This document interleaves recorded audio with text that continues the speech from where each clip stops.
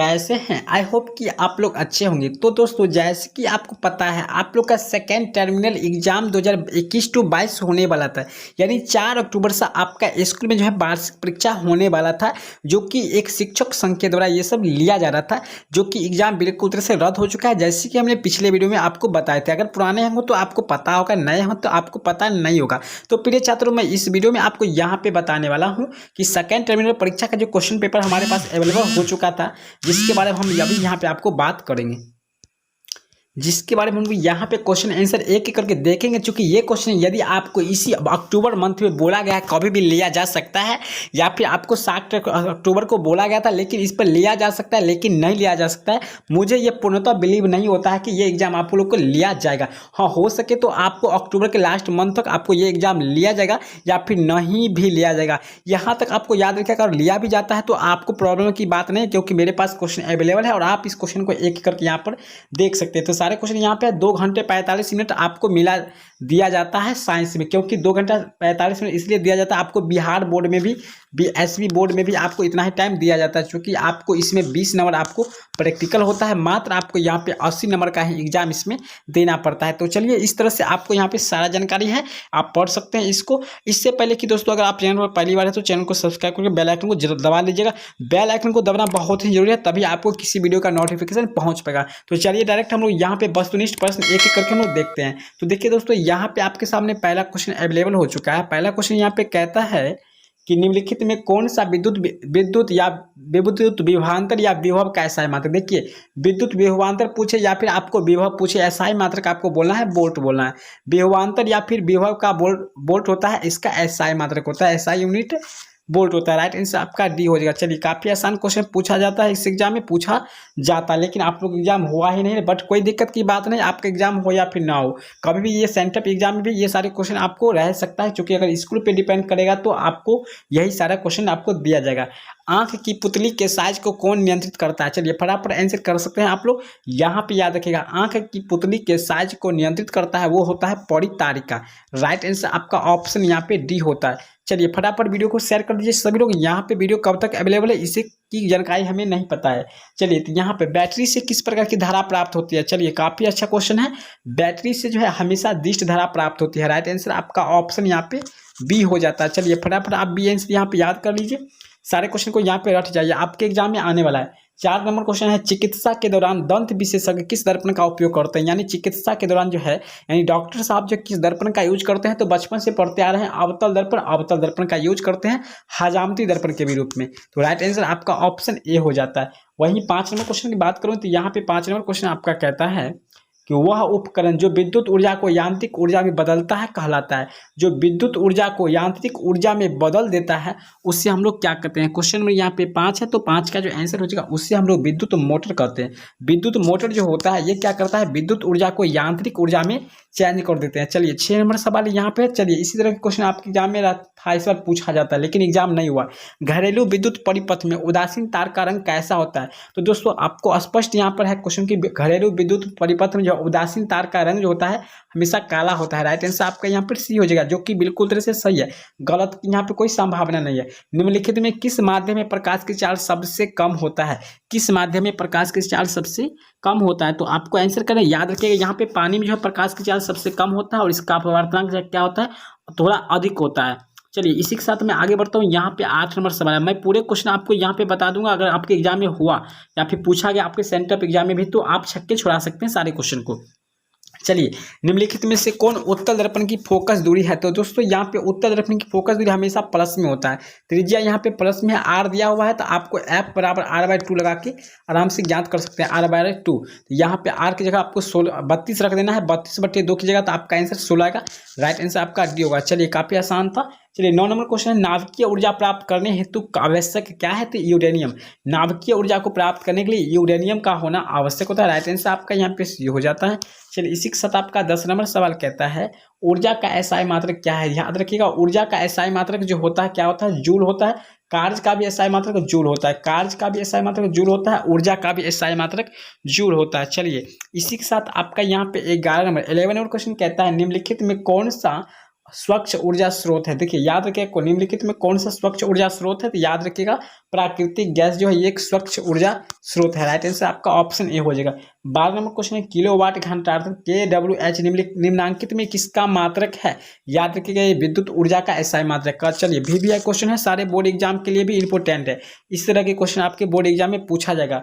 चलिए 13 नंबर सवाल है बल्ब का फिलामेंट किस धातु का बना होता है? टंगस्टन का बना होता है। याद रखिएगा एकदम तरह से बी ऑप्शन हो जाएगा, टंगस्टन का बना होता है। 14 नंबर सवाल है ओजोन के अणु में ऑक्सीजन परमाणु की संख्या कितनी होती है? चलिए ओजोन के अणु में, ओजोन का फॉर्मूला हम लोग बताए थे O3 होता है, अर्थात ऑक्सीजन के 3 परमाणु होते हैं। राइट आंसर आपका ऑप्शन यहाँ पे बी होता है। ऑक्सीजन में जो है 2 परमाणु होता है, जबकि ओजोन के अणु में ऑक्सीजन के 3 परमाणु होते हैं। चलिए यहाँ पे 15 नंबर सवाल का आंसर करिएगा आप लोग। यहाँ पे कहता है निम्नांकित में उपधातु समूह कौन है? दोस्तों उपधातु आपको याद था, यहाँ पे हम करवाए थे पोते सब एस बच्चन जैसे कोई, पोते सब एस बच्चन जैसी कोई नहीं, अर्थात यहाँ पे आपका silicon arsenic antimony. Right answer आपका यहाँ पे सी हो जाएगा। इसको कहते हैं सिलिकॉन कहते हैं, आर्सेनिक करते हैं, इसको एंटीमनी बोलते हैं, एसबी को हम लोग एंटीमनी बोलते हैं। चलिए याद रखिएगा सारे क्वेश्चन इंपोर्टेंट है। चलिए 16 नंबर क्वेश्चन यहाँ पे कहता है तत्वों का सबसे पहले वर्गीकरण किसने किया था? याद रखिएगा तत्वों का यानी एलिमेंट्स का जो है सबसे पहले जो है क्लासिफिकेशन अर्थात वर्गीकरण किया था, उसका नाम था डोबे राइनर। इसके बाद दूसरे स्थान पर आपका यहाँ पे न्यूलैंड ने किया था, उसके बाद मेंडलीफ और मोसले ने आया था। चलिए इस तरह से आप समझ गए होंगे। चलिए 17 नंबर सवाल कहता है सोडियम क्लोराइड में क्या होता है? तो दोस्तों सोडियम क्लोराइड का फार्मूला होता है NaCl होता है। तो इसमें क्या होता है? विद्युत संयोजी बंधन होता है या फिर सहसंयोजी बंधन होता है। तो चलिए 17 नंबर सवाल है, 17 का जो आंसर आपका क्या हो जाएगा? तो 17 का आंसर आपका ऑप्शन नंबर ए हो जाएगा, विद्युत संयोजी बंधन है। राइट आंसर आपका ऑप्शन यहाँ पे ए हो जाता है, जो कि बिल्कुल तरह से करेक्ट है। चलिए सारे क्वेश्चन रट जाइए। अभी तक लाइक नहीं किया तो लाइक ठोकिए यार, लाइक ठोकिए, लाइक ठोकने में क्या दिक्कत है जी। चलिए गोबर गैस में मुख्य रूप से पाई जाती है, कौन सा गैस पाया जाता है? गोबर गैस में याद रखिएगा गोबर गैस में जो मुख्य रूप से मीथेन गैस पाया जाता है। 18 नंबर का आंसर जो आपका हो जाएगा यहाँ पे ऑप्शन नंबर यहाँ पे सी हो जाएगा। चलिए 19 नंबर है अल्कोहल में होता है। दोस्तों अल्कोहल में क्या होता है याद रखिएगा, अल्कोहल जिसको हम लोग इथेनॉल भी बोलते हैं या फिर शराब भी बोलते हैं। तो चलिए याद रखिएगा इथेनॉल में क्या होता है या अल्कोहल में क्या निहित होता है? तो देखिए इसका फॉर्मूला होता है C2H5OH होता है। तो इसमें आप देख रहे हैं कार्बन हाइड्रोजन और क्या है H2, C2H5OH है, ऑक्सीजन हाइड्रोजन है। तो यहाँ पे आपको याद रखना है कार्बन हाइड्रोजन और ऑक्सीजन होता है। राइट आंसर आपका ऑप्शन सी रखिएगा। चलिए यहाँ पे फॉर्मूला आपको याद रखना है इथेनॉल का, क्या होता है इसका फॉर्मूला? तो C2 होता है, H5 और OH होता है, अर्थात इसमें हाइड्रोजन, तो हाइड्रोजन है, कार्बन है और ऑक्सीजन है। राइट आंसर आपका ऑप्शन नंबर यहाँ पे ए हो जाएगा। चलिए समझ गए होंगे। 20 नंबर सवाल यहाँ पे कहता है कि रसोई गैस मिश्रण होता है। रसोई में जो गैस हम लोग LPG का जो यूज करते हैं उसमें किस किस गैस का मिश्रण होता है? याद रखिए ब्यूटेन और प्रोपेन का। ब्यूटेन जिसमें मुख्य घटक होते हैं, इसी कारण होता है मुख्य घटक होता है। राइट आंसर आपका ऑप्शन नंबर यहाँ पे ए हो जाता है, बिल्कुल करेक्ट। चलिए 21 नंबर सवाल यहाँ पे कीजिएगा, सभी अम्लों में समान तत्व होता है, हाइड्रोजन होता है। अम्ल जो भी होगा उसमें आपको हाइड्रोजन मुख्य रूप से पाया जाएगा। राइट आंसर आपका सी। 22 नंबर है ग्रीन हाउस प्रभाव के लिए कौन सा गैस उत्तरदायी होता है? याद रखिएगा ग्रीन हाउस गैस के लिए जो उत्तरदायी गैस होता है वो होता है आपका कार्बन डाइऑक्साइड अर्थात CO2 होता है सबसे अधिक। चलिए 22 नंबर सवाल आप समझ गए होंगे। चलिए आगे बढ़ते हैं। यहाँ पे आपका 23 नंबर सवाल कहता है, 23 नंबर सवाल है कठोर जल के संबंध में कौन गलत है? कठोर जल के लिए कौन सा यहाँ पे गलत है? तो याद रखिएगा यहाँ पे कौन सा गलत है। तो चलिए आपका ऑप्शन है यहाँ पे सवाल नंबर है 23। चलिए 23 का आंसर कीजिएगा। यहाँ पे क्या कठोर जल के लिए संबंध कौन सा गलत है? तो यहाँ पे 23 का आंसर आप लोग को भी कमेंट करके बताना है। वैसे मैं यहाँ पे आपको बता देता हूँ, इसका आंसर आपका हो जाएगा यहाँ पे सी हो जाएगा, मैग्नीशियम बाइकार्बोनेट की उपस्थिति। राइट आंसर आपका यहाँ पे सी हो जाएगा। चलिए इसी के साथ मैं आगे बढ़ता हूँ। यहाँ पे अगला सवाल आपका है यहाँ पे 24 नंबर कहता है कास्टिक सोडा का सूत्र क्या होता है? कास्टिक सोडा कहता है या फिर कास्टिक पोटास भी पूछा जाता है। तो याद रखिएगा 24 नंबर का जो आंसर आपका हो जाएगा यहाँ पे सी हो जाएगा, NaOH हो जाएगा कास्टिक। वहीं अगर मैं बात करूँ तो KOH अगर हो जाता तो इसी को हम लोग कास्टिक पोटास बोल देते हैं। कास्टिक करके बाकी सोडा की जगह पर आपको पोटास दे देंगे तो आपका फॉर्मूला ये हो जाएगा।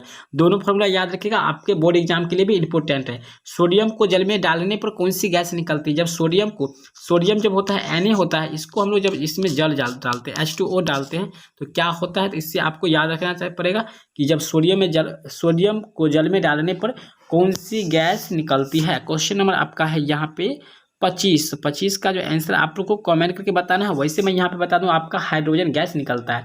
जब सोडियम को यहाँ पे डाला जाता है तो आपको हाइड्रोजन गैस का निर्माण होता है। चलिए आगे बढ़ते हैं। यहाँ पे 26 नंबर सवाल कहता है कि निम्नलिखित में कौन बेकिंग सोडा का सूत्र है। बेकिंग सोडा या फिर इसको खाने वाला सोडा भी बोलते हैं। तो बेकिंग सोडा का फॉर्मूला होता है NaHCO3 होता है, याद रखिएगा बिल्कुल से, सोडियम बाइकार्बोनेट वही बोलते हैं। चलिए 27 नंबर क्वेश्चन है, प्रकाश संश्लेषण के दौरान ऑक्सीजन का निष्कर्षण किससे होता है, अर्थात ऑक्सीजन किससे निकलता है, तो ऑक्सीजन जल के टूटने से बनता है, H2O से निकलता है। राइट आंसर आपका, सॉरी यहाँ पे ऑप्शन नंबर यहाँ पे आपका सी हो जाएगा। ऑप्शन नंबर यहाँ पे आपका सी हो जाता है, H2O से। यानी प्रकाश संश्लेषण की प्रक्रिया में ऑक्सीजन जो मुक्त होता है वो जल के टूटने से होता है। मनुष्य के आहार नाल की सबसे लंबी संरचना क्या है, आपको याद रखना होगा, छोटी आंत।